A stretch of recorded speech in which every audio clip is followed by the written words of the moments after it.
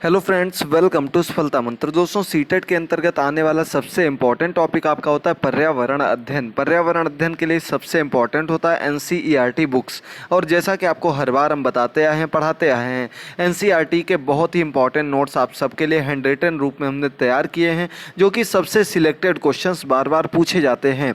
उन्हीं टॉपिक्स को हमने एक एक करके वन लाइनर क्वेश्चन के रूप में लिखा है और लगभग ये 100 आपके लिए 160 क्वेश्चंस बनेंगे।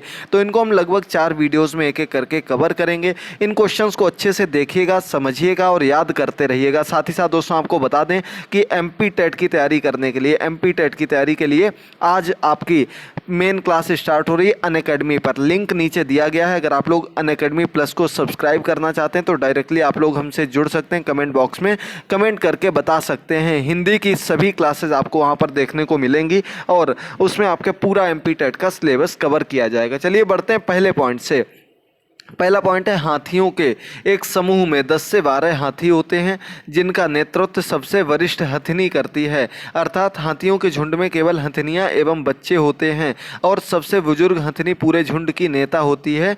जैसे ही बच्चे 14-15 साल के होते हैं, झुंड छोड़कर अकेले रहने लगते हैं। बहुत अच्छा क्वेश्चन है। हाथियों के झुंड में क्या होते हैं? 10-12 हाथी होते हैं। और ये हाथी नहीं होते हैं, क्या लिखा गया? सिर्फ हथिनियां होती हैं और उनके बच्चे होते हैं। हाथी जो होते हैं वो झुंड छोड़कर चले जाते हैं, अलग रहने लगते हैं। और जैसे ये हाथी के जो बच्चे होते हैं, ये भी लगभग 14-15 साल के हो जाते हैं, ये भी झुंड छोड़कर अकेले रहने लगते हैं। अभी आपको पता होगा, कुछ दिन पहले की ही केरल की बात है, वहाँ पर एक 15 साल की हथिनी जो कि प्रेग्नेंट थी, वो एक विस्फोटक खाने के चक्कर में उसकी मृत्यु हो गई थी नदी में खड़े खड़े। तो ये दोस्तों हथनी जो थी कैसी थी? अकेले थी। क्यों अकेले थी? क्योंकि वो 15 वर्ष की उम्र पार कर चुकी थी। 14-15 वर्ष की उम्र में ये हाथी अपने झुंड को छोड़ देते हैं। इनके बच्चे जो होते हैं झुंड छोड़कर अपना अलग झुंड बनाने लगते हैं, याद रखिएगा।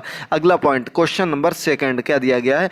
3 महीने के हाथी का वजन 200 किलो यानी कि 2 क्विंटल होता है, 200 किलोग्राम होता है, जिसे हम 2 क्विंटल कहते हैं। क्यों? क्योंकि 100 यानी कि 100 केजी में कितना? 1 क्विंटल होता है। तो 200 केजी यानी कि 2 क्विंटल हो गया, जो कि 3 महीने के हाथी का वजन है। सिर्फ आप लोग समझ सकते हैं कितना वजनदार होता है। और अगला क्वेश्चन, एक बड़ा हाथी एक दिन में लगभग 100 केजी पत्ते से ज़्यादा पत्ते खा लेते हैं। आप सभी को पता हाथी कैसे होते हैं? पूर्ण रूप से शाकाहारी होते हैं। ये सिर्फ और सिर्फ पेड़ पौधों के पत्तों पर निर्भर होते हैं या अन्य कोई चीज़ फसलें खाते हैं, कोई उनके लिए जो उपयुक्त होती हैं। पानी ज़्यादा पीते हैं।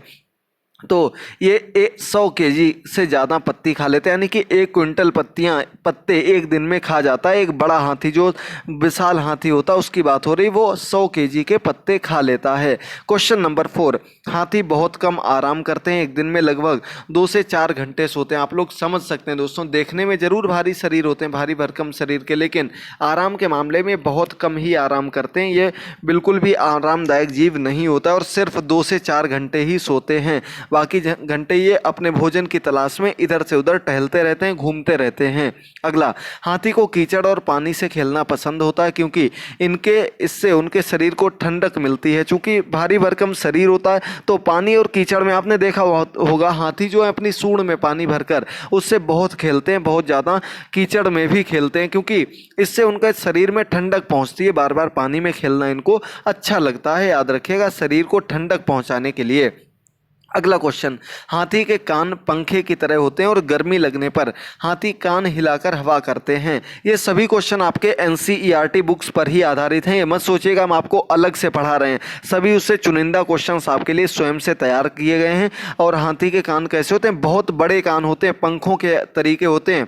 और जब भी इनको गर्मी लगती है, कोई मक्खी मच्छर इनको परेशान करते हैं, तो ये हाथी अपने पंखे के तरीके अपने कानों का प्रयोग करते हैं और गर्मी लगने पर हवा के लिए उनको हिलाने लगते हैं। इनकी पूंछ ज्यादा लंबी नहीं होती, छोटी होती है। ये बात भी याद रखने वाली है। क्वेश्चन नंबर 7, वल्लम या फिर फेरी क्या होता है? तो केरल के प्रचलित मलयालम भाषा का शब्द है जिसका अर्थ होता है नाव। इसका प्रयोग पानी तट को पार करने के लिए किया जाता है। मुख्य रूप से एक प्रकार की नाव होती है, इसे हम वल्लम या फिर फेरी कहते हैं। क्या होता है? एक नाव होती है।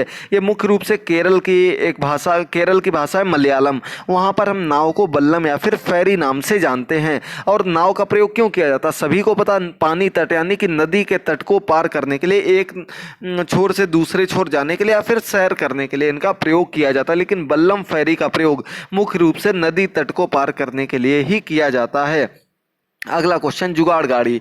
इंडिया के होकर जुगाड़ गाड़ी अगर नहीं जानते हैं तो आप लोग कुछ नहीं जानते हैं। आप लोगों को पता होगा आजकल तो नई प्रकार की जुगाड़ गाड़ी आ चुकी है, पहले दूसरे प्रकार की आती थी। क्या दिया गया, आगे से मोटर बाइक की तरह और पीछे से लकड़ी के पटरों से निर्मित छोटे आकार ट्रक आकार वाली फटफट करती हुई गाड़ी। आपने देखा होगा पहले एक इंजन टाइप का रख लिया जाता था गाड़ी में और उसी से एक पटरों की, लकड़ी के पटरों की बनाकर गाड़ी तैयार कर ली जाती थी, जिसे हम लोग जुगाड़ गाड़ी का नाम देते थे। अब यही जुगाड़ गाड़ी मोटर बाइक, जो पुरानी मोटर बाइक्स होती हैं उनको एक रिक्शे से जोड़कर तैयार किया जाता है, उसको भी हम जुगाड़ गाड़ी के नाम से ही जानते हैं। इनका प्रयोग मुख्य रूप से बोझा ढोने के लिए या फिर भारी भारी सामान ढोने के लिए किया जाता है।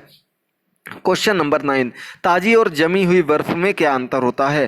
ताजी बर्फ कैसी होती है, मुलायम होती, जिसे हम स्नोफॉल कहते हैं। स्नोफॉल देखा होगा आपने, रुई के जैसा होता है, बिल्कुल व्हाइट कलर का, एकदम मुलायम, और इसमें पैर रखें तो धंस जाता है, हाथ में लें तो एकदम रुई जैसी होती है और ये जल्दी पानी नहीं होती बल्कि ऐसे ही हवा में एकदम गायब हो जाती है, क्योंकि ये बिल्कुल मुलायम बर्फ होती है। जबकि जमी हुई बर्फ जो होती है वो फिसलनी होती है और हार्ड हो जाती है।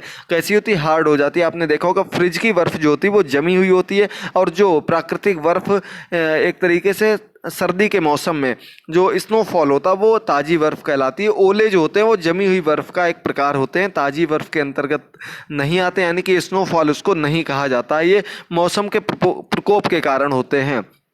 क्वेश्चन नंबर 10, पक्षियों के कान दिखाई नहीं देते लेकिन उनके सिर के दोनों तरफ छोटे छोटे छेद होते हैं जो पंखों से ढके होते हैं। इन्हीं छेदों की सहायता से पक्षी सुनते हैं। तो दोस्तों, पक्षियों के कान नहीं होते हैं, वाह कान इनके नहीं होते हैं जैसे मनुष्यों के या अन्य स्तनधारियों के होते हैं। हमेशा याद रखिएगा, बहुत इंपॉर्टेंट आपके साइंस के लिए भी क्वेश्चन है कि स्तनधारी जो होते हैं इनके हमेशा वाह कान होते हैं। वाह कान का मतलब ऐसे कान जो दूर से दिखाई पड़ जाएं कि ये कान है इनके, और जिनके भी कान नहीं होते वो समझ लीजिए स्तनधारी नहीं है। हमेशा याद रखिएगा, वो अंडे देते हैं, वे आपके स्तनधारी के अंतर्गत नहीं होते हैं। स्तनधारी बच्चे देते हैं और जो स्तनधारी नहीं होते हैं वे अंडे देते हैं।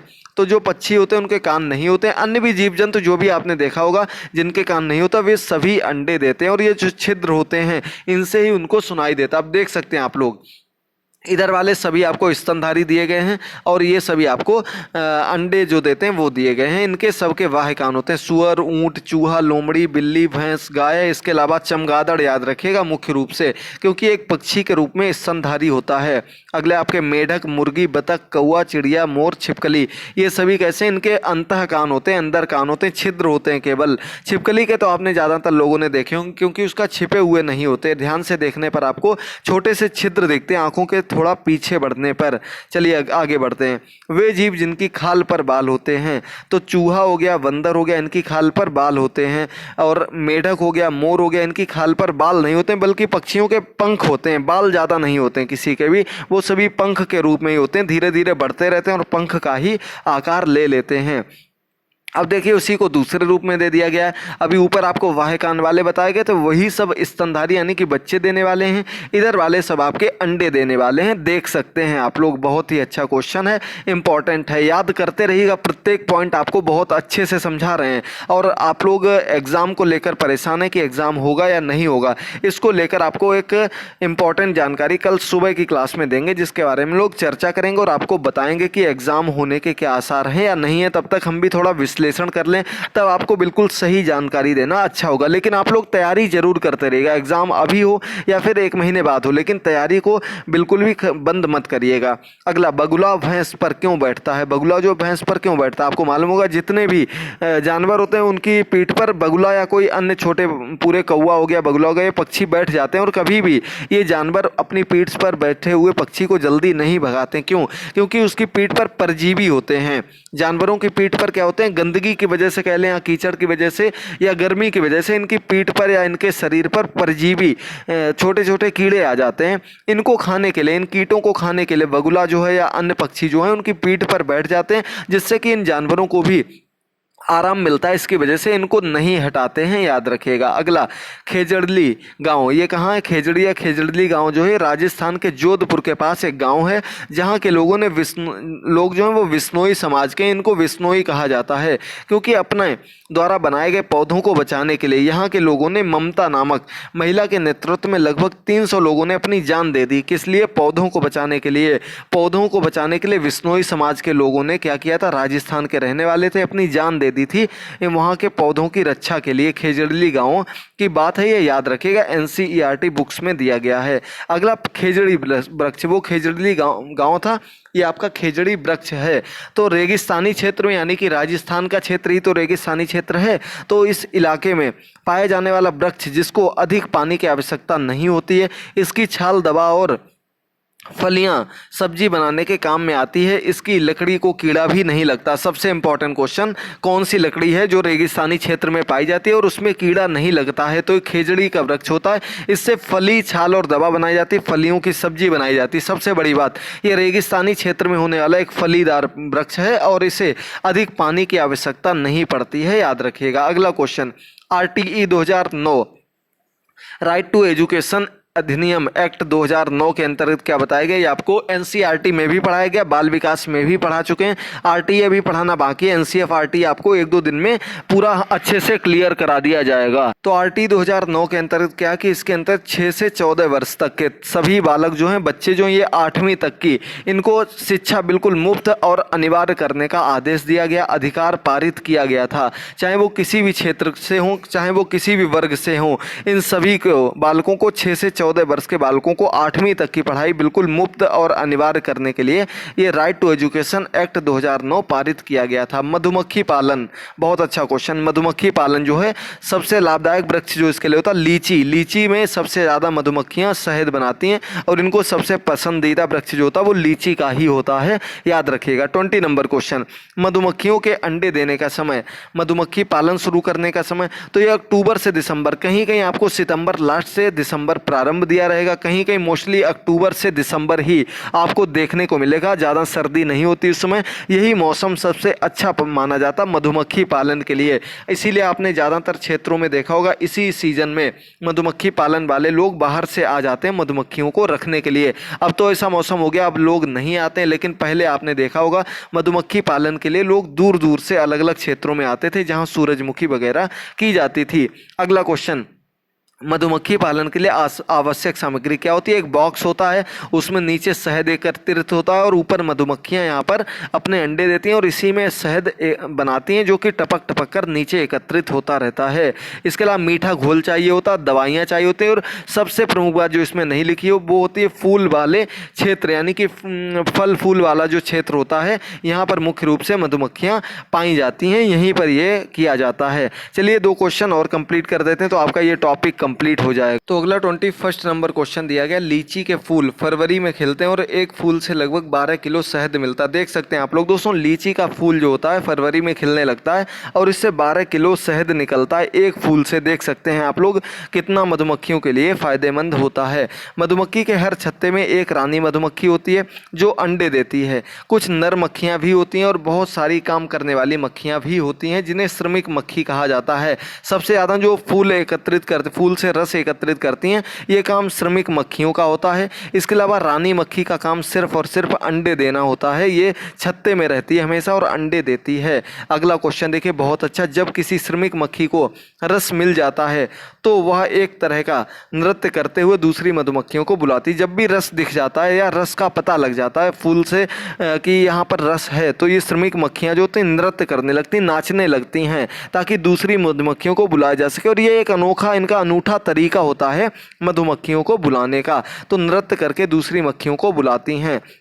मधुमक्खियों का भोजन जो होता है क्या होता है? शहद होता है। शहद को ही खाती हैं ये और शहद ही बनाती हैं। इसकी मात्रा अधिक होती है और जबकि इनका जो भोजन खाती हैं वो बहुत कम मात्रा में होती है, तो यही शहद ही इनका भोजन होता है और यही बनाती रहती हैं, याद रखिएगा। अब दोस्तों अंतिम क्वेश्चन है, आज 25 क्वेश्चन तक ही रखते हैं। अगर आप लोगों का अच्छे से सपोर्ट मिला तो ज़रूर आपको आगे की क्लासेज भी बहुत अच्छे ढंग से मिलेंगे, पूरे समझाते हुए प्रत्येक क्लास को कवर करेंगे। ज़रूर देखते रहिएगा, शेयर करते रहिएगा। तो देखिए अंतिम क्वेश्चन आज का है, मधुमक्खी की तरह चींटी, दीमक, ततैया भी मिलजुल कर रहने वाले सामाजिक प्राणी हैं। आपने देखा होगा मधुमक्खियाँ हमेशा झुंड में रहती हैं, तो एक ऐसे सामाजिक प्राणी जो अपनी तरह के अन्य जीवों के साथ, अन्य मधुमक्खियों के साथ मिलकर रहती हैं। इसके अलावा चींटी हो गई, दीमक हो गई, ततैया हो गई, ये भी आपके एक तरीके के सामाजिक प्राणी ही होते हैं जो कि मिलजुल कर रहते हैं। तो आज के आपके सभी 25 क्वेश्चंस कंप्लीट हुए दोस्तों।